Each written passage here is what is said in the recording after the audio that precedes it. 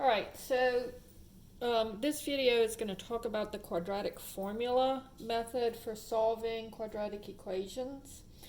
And on this one, know that the quadratic formula comes from completing the square. So if you have ax squared plus bx plus c equals 0, you complete the square using a, b, and c, and this is what x turns out to be.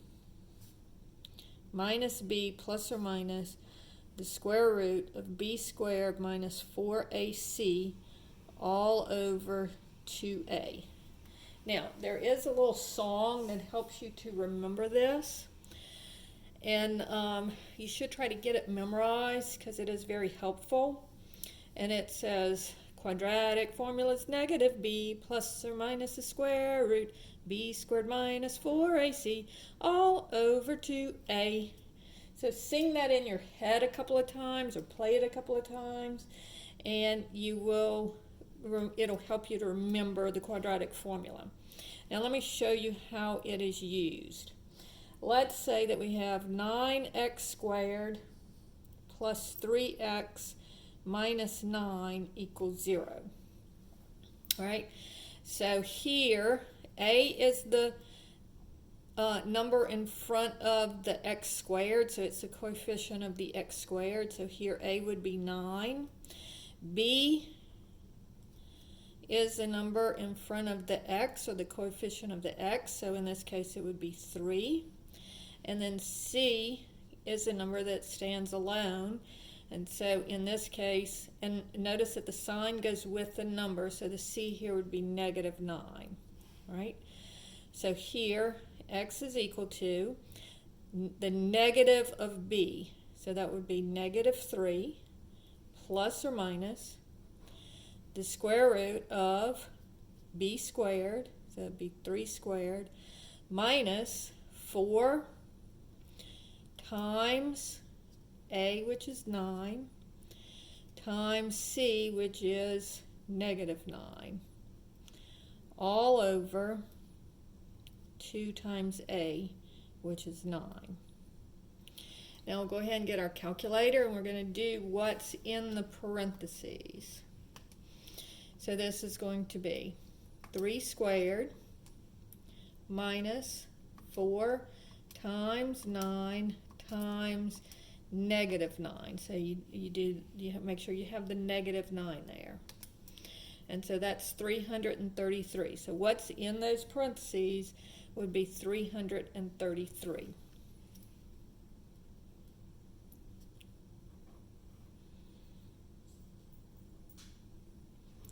Over 2 times 9 is 18. And so that is the answer for the first problem.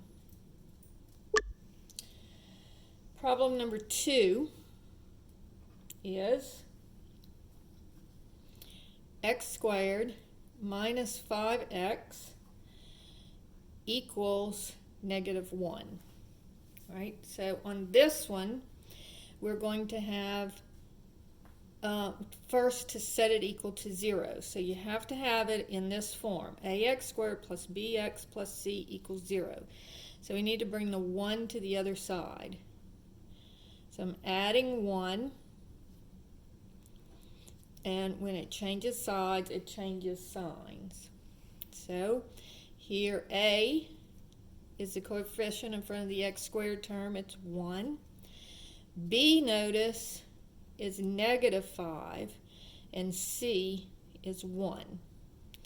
So x is going to be equal to negative b, so the opposite of negative 5 is 5, plus or minus the square root of, now this is in parentheses because the whole term is squared. So be careful, this is not negative 25, this is 25. Minus 4 times a times c, all over 2 times a. All right, so this gives me 5 plus or minus the square root. And when you punch this into your calculator, you're going to go negative 5 and then square it. And see, that turns out to be 25. So if you still have a negative here, that's wrong. Minus 4 times 1 times 1 equals 21 over 2. And so that's your answer for problem number 2. So notice this is kind of a plug and chug kind of situation. You just plug in the numbers and see what you get. Problem number 3 says x squared plus 2 equals negative x. And so again, I need to bring my negative x, add x to both sides. And when I do, always write it in descending powers of x. So this would be x squared plus x, because we're adding x to both sides, plus 2 equals 0. All right? So now a is 1, b is also 1, and c is 2. Right? So this is going to be x is equal to negative b, so it'd be negative 1, plus or minus the square root of b squared minus 4 times a, which is 1, times c, which is 2, all over 2 times a, which is 1. So this would be negative 1 plus or minus.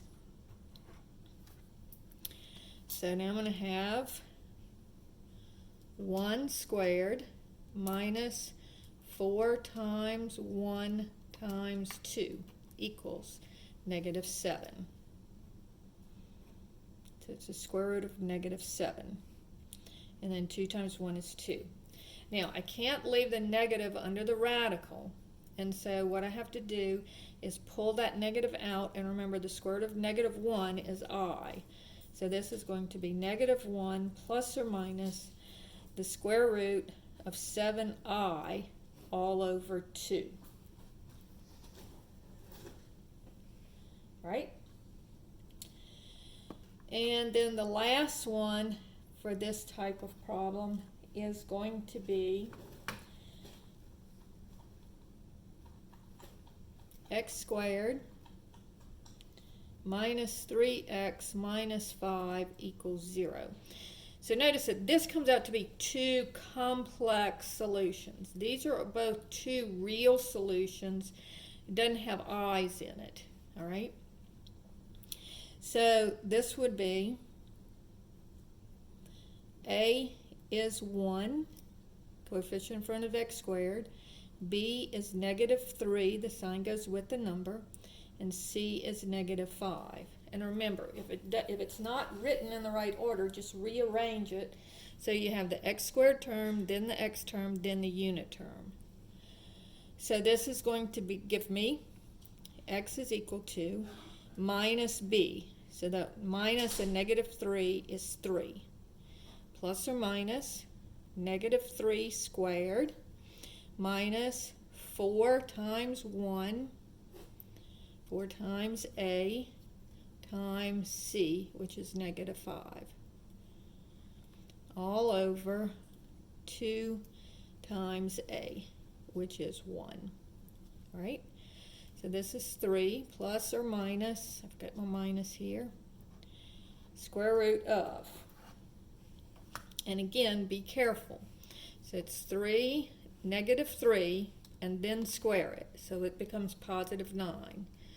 Minus 4 times 1 times negative 5 equals 29 over 2 times 1 is 2. And so that's your final answer on that one. All right? Now, let's talk about the discriminant.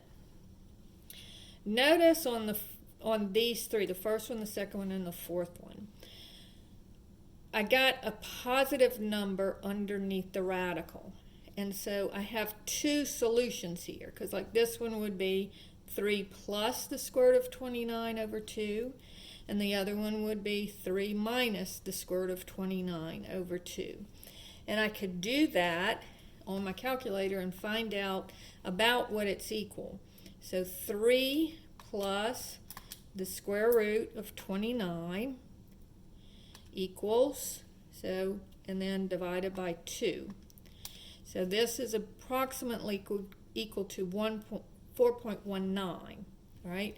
And then 3 minus the square root of 29 equals, and then divided by 2, is negative 1.19, okay? So notice on here that we came out with 2 whole number answers, all right?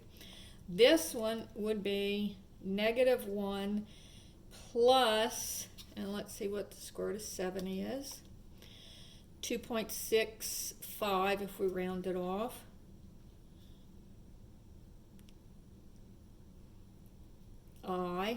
And this would be over 2, and this would be over 2. So notice this one comes out to be a complex number. It has a real part and an imaginary part.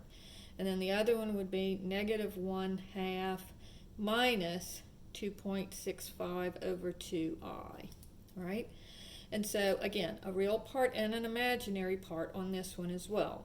So these come out, if the stuff under the radical comes out to be negative, you get I, so you get complex answers, right?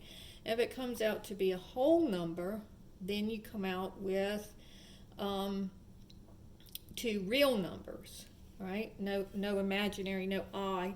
So if and this is called a discriminant.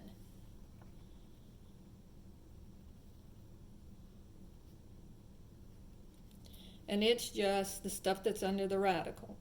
B squared minus 4ac. So if this comes out to be a positive number, you have 2 real solutions. If it comes out to be a negative number, then you have 2 complex. So you have an I solutions. Okay? This one's 2 real solutions. Now, if it turns out to be 0, then it means that you only have 1 real solution. And we'll do one of those in a second. All right? So problem number 5 says, find out what the discriminant is and tell me how many solutions you have.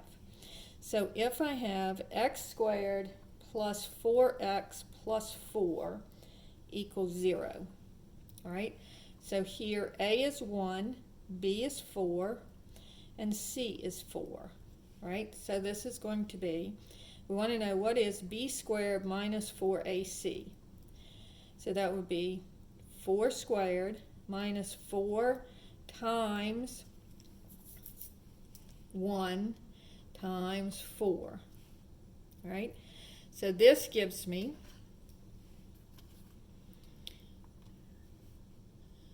4 squared minus 4 times 1 times 4, and that's 0.